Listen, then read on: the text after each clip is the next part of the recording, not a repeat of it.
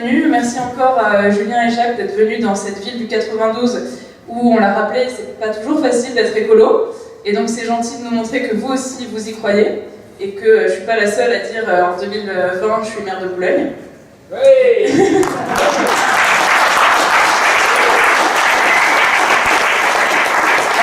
Boulogne, c'était particulièrement difficile et c'était même parfois plus difficile que d'autres villes du 92 parce qu'à Sèvres, Catherine, ça fait plusieurs fois qu'elle se présente comme tête de liste. Nous, on n'a jamais réussi à avoir 55 noms pour avoir une liste qui se présente au municipal. Et aujourd'hui, c'est le premier jour officiel de la campagne. Merci, j'ai vu que tu avais piqué le papier. Mais en fait, on a déjà une victoire à fêter au premier jour de la campagne. C'est qu'aujourd'hui, pour la première fois de l'histoire à Boulogne, on a une liste écolo, Europe Écologie Les Verts, qui se présente au municipal. Et ça, c'est déjà une victoire dont on peut être fier. Ouais.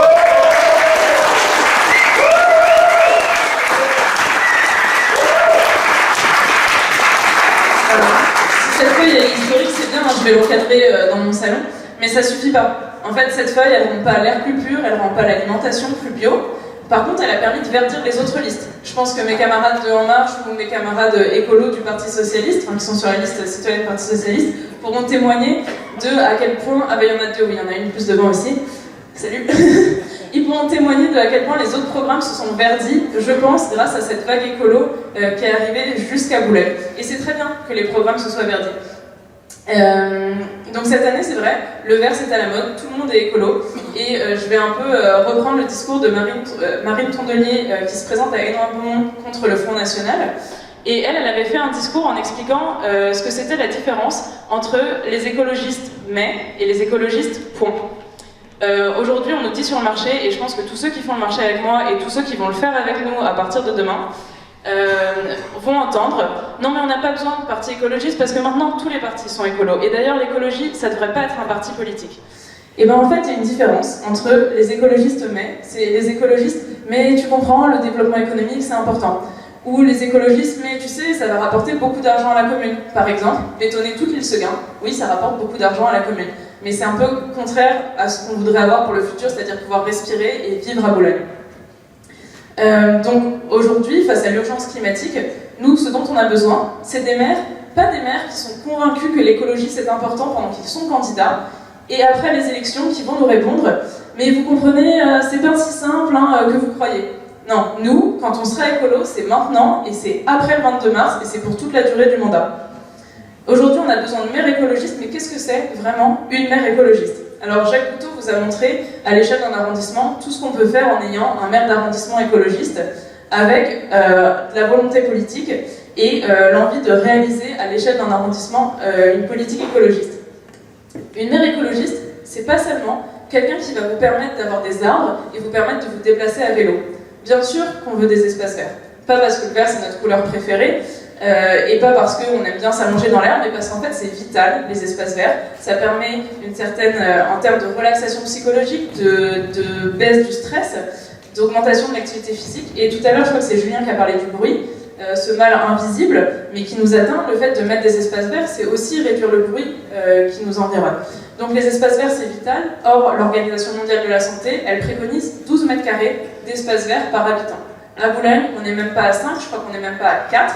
Et encore, pour nos 4 mètres carrés d'espace vert par habitant, le maire compte les terrains de foot en synthétique. Et pour jouer sur ces terrains de foot, je peux vous assurer que ce n'est pas de l'espace vert, c'est bien du synthétique.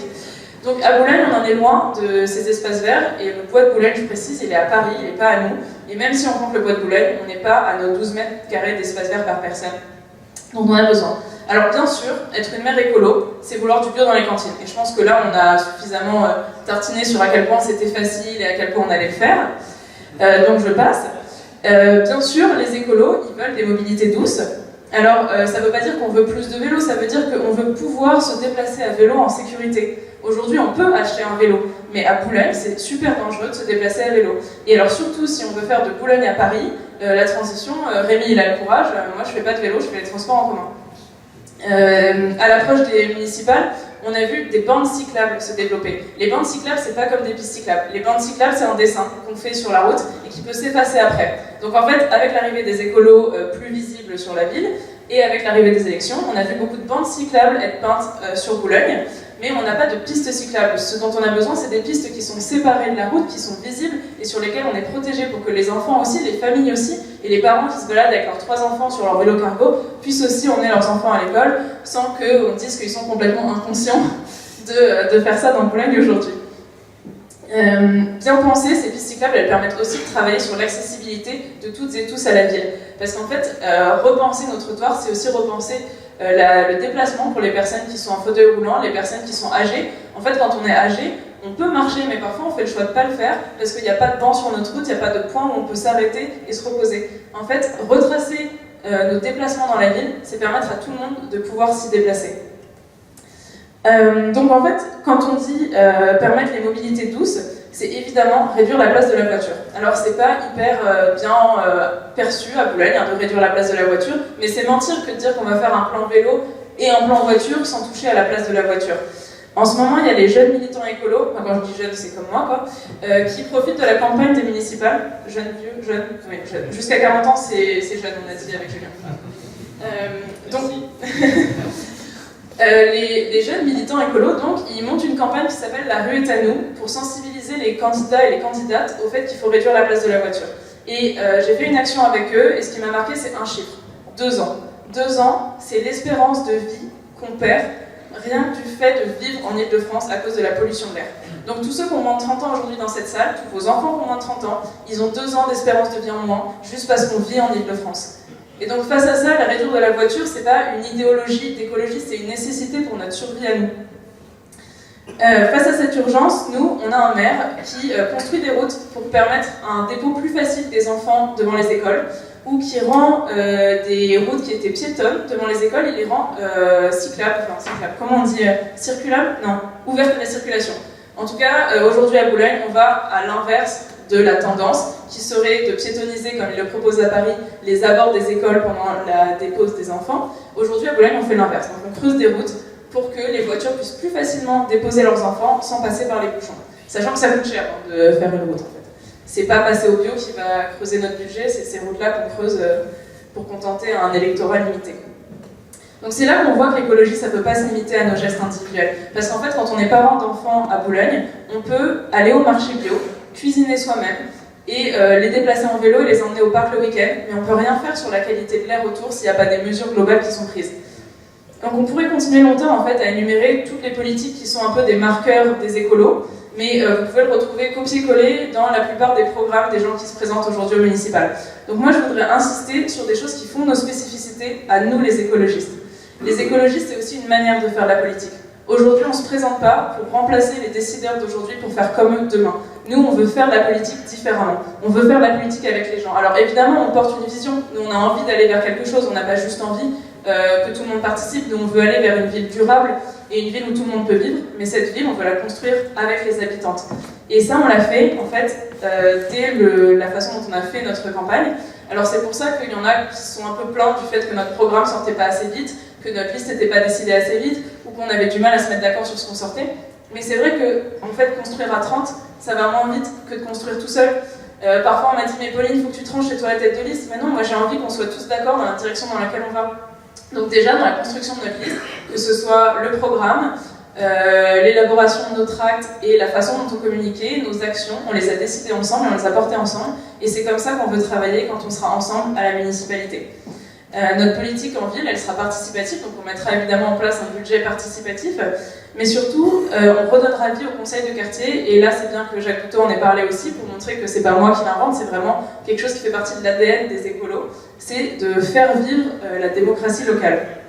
Et alors pour l'anecdote, moi je travaille à Bondy, je suis chargée de développement durable à la mairie de Bondy, et ils ont un budget participatif.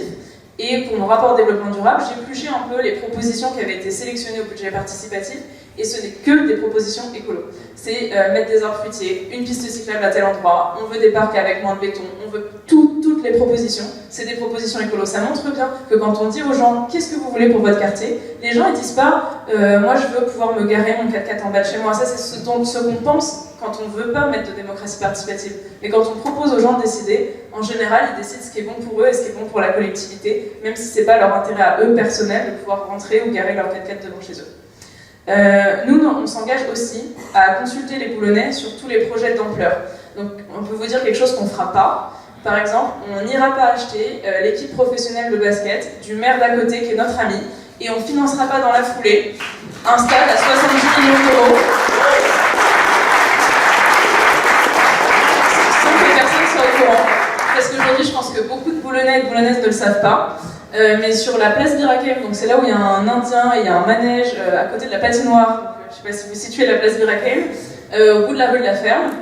Et sur cette place, le maire de Boulogne a décidé de construire un stade de 5000 places. Et ça, on l'a su, et je reconnais que c'est là l'intérêt d'avoir des élus amis dans l'opposition. C'est qu'en fait, il y avait un écologiste, même s'il est plus chez Europe Écologie Les Verts, c'est un vrai écolo, qui était au conseil municipal, qui nous a dit « il faut que vous veniez, Baquet peut faire voter ça, c'est pas normal, venez ». Et c'est là l'intérêt aussi d'avoir des élus écolos qui se sentent écolos à la ville. Donc Baquet peut faire construire un stade de 5000 places. Pour un coût entre 60 et 70 millions d'euros, dans un quartier qui est déjà très densément peuplé, où la plupart des routes autour sont en sens unique. Tout ça parce qu'il était prof de basket avant, il me semble, il était à la CBB au basket. Et donc il aime le basket, et il aime aussi bien Balkany, et donc j'ai des problèmes de trésorerie, tu veux mon équipe de basket, banco, je prends. Donc ça va nous coûter 1 ou 2 millions d'euros par an d'entretenir cette équipe professionnelle, alors que nous on croit, alors peut-être qu'on se trompe, mais on est quand même attaché à l'idée que le sport associatif et le sport pour tous, c'est plus intéressant que d'avoir un stade qui pourrait être utilisé que pour le basket, que pour une équipe pro, qui n'est même pas la nôtre. Donc ça, on le fera pas.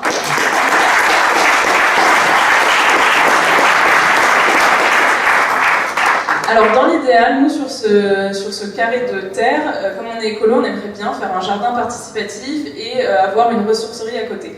Comme on est aussi réaliste, on sait que c'est l'endroit où il y avait les usines Renault, donc le sol est pollué. Donc une fois qu'on sera à la mairie, on va d'abord faire des études avant de faire manger pour tout le monde les fruits et légumes de notre super jardin participatif. L'idée c'est quand même d'analyser les sols et de voir ce qu'on peut y cultiver. Mais en tout cas, ce lieu, on veut décider ce qu'on en fait avec les habitants et habitantes du quartier. Et c'est pas moi toute seule, parce que j'en ai envie, qui vais décider ce qu'on va faire. C'est pas nous, les 55 élus, qui sont dans la majorité absolue, qui allons décider. Mais c'est vraiment tous les Boulonnais qui vont pouvoir participer à construire ce projet dans l'intérêt de tout le monde.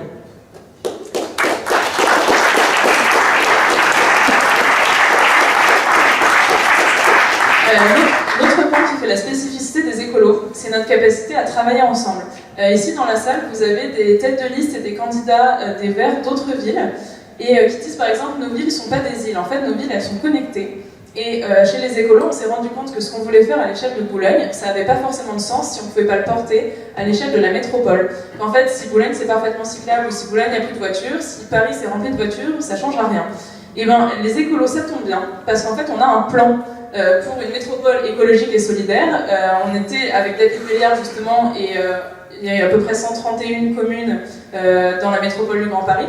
On a travaillé ensemble des priorités et des propositions qu'on porterait au niveau de la métropole. Ça ne veut pas dire qu'il faut qu'on soit élu dans toutes les villes, moi je veux bien, mais même si on n'est pas élu dans toutes les villes, ces propositions, on pourra les porter. Et ça concerne notamment les mobilités, le fait qu'on puisse se déplacer à vélo, parce qu'un plan vélo, ça se réfléchit en fait à l'échelle d'une métropole, et pas à l'échelle d'une ville. Et c'est pour ça qu'aujourd'hui, des villes qui ont des pistes cyclables magnifiques, et en fait, on sort de Saint-Denis, arriver pour s'approcher de Paris, et en fait, c'est hyper dangereux. Bon, à Boulogne, de toute façon, on n'a pas de piste cyclable, donc c'est pas tout de suite l'enjeu de la connexion. Mais je veux dire, c'est des choses qui se réfléchissent collectivement. Pareil pour l'alimentation, pareil pour les logements. Mais si vous voulez retrouver nos priorités pour la métropole, elles sont en ligne sur le site de l'écologie pour Paris. Ah oui, j'ai évoqué les usines Renault. Donc moi je suis jeune, j'étais tout bébé quand il y avait encore les carcasses des usines Renault à Boulogne, mais je peux pas parler de Boulogne sans évoquer Billancourt parce qu'on va m'en vouloir. J'ai sur ma liste des gens qui ont travaillé à Renault avant. Et je pense que c'est dommage à Boulogne qu'on ait complètement non seulement rasé les anciennes usines, mais aussi rasé cette partie de l'histoire de la ville. Parce que Boulogne et Billancourt, c'est deux identités qui ont été rapprochées, mais qui restent encore distinctes. Et d'ailleurs, notre électorat à nous, il est plutôt sur Billancourt, en fait, qui sont des nouveaux quartiers un peu dits éco-quartiers, parce qu'on a tracé une piste cyclable, déconnecté de tout le reste, évidemment. Mais aujourd'hui, en fait, les écolos, pour eux, c'est important aussi. Et peut-être que sur ça, en fait, on se rejoint plutôt avec les partis de gauche, mais c'est important de faire vivre cette histoire des usines Renault à Boulogne, parce que c'était quelque chose, c'était vraiment l'identité de la ville, qu'on a juste rayé de la carte, et puis aujourd'hui, sur la nouvelle plage du Gued, on a la sonnerie d'époque, j'utilise peut-être pas le bon mot, la sirène d'époque, Mais ça s'arrête là sur notre histoire de ce que c'était Billancourt avant. Et nous, on voudrait rendre vivante cette histoire de la ville. Ah oui, avant de faire ma conclusion, j'ai failli oublier 2 post-it que Julien m'a piqué. Voilà, pour les mettre sur Instagram, les réseaux sociaux et les jeunes, c'est pas possible. Alors nous, en fait, dans la campagne, on s'est demandé comment on faisait pour que les Boulonnais nous disent ce qu'ils pensaient. Parce qu'à Boulogne, on n'a pas forcément cette culture de la démocratie participative ou d'aller à des réunions publiques. On avait beaucoup de mal à faire venir les gens à nos réunions publiques. Et Lydia, elle disait tout le temps, il faut absolument que les habitants participent, comment on fait? Il n'y a personne qui participe. Et du coup, un jour, avec ma coloc qui est là dans la salle, et une de mes potes que je vois aussi dans la salle, on a fait une petite pancarte pour Boulogne, je voudrais. Et les gens pouvaient coller des post-it. On visait plutôt les adultes, bêtement, mais ça amusait les enfants. Et moi, j'ai gardé 2 post-it qui me touchaient. C'était celui de Louis B. et de Isée. Et donc Louis B, tout seul, il est venu. Moi, j'étais en train de discuter du coup avec un vieux qui me disait que l'écologie, ça servait à rien.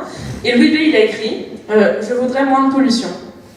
Isée, elle a écrit je voudrais qu'à l'école, ce soit meilleur et bio à la cantine. Et donc, moi, je voudrais finir sur une promesse. Pour Isée, pour Louis B.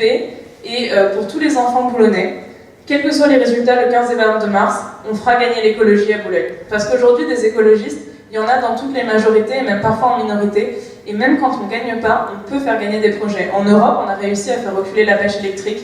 On a réussi, en ayant des élus écologistes, à avoir poussé la piétonisation des voies sur berge à Paris, parce qu'en fait, c'est aussi une victoire des écologistes.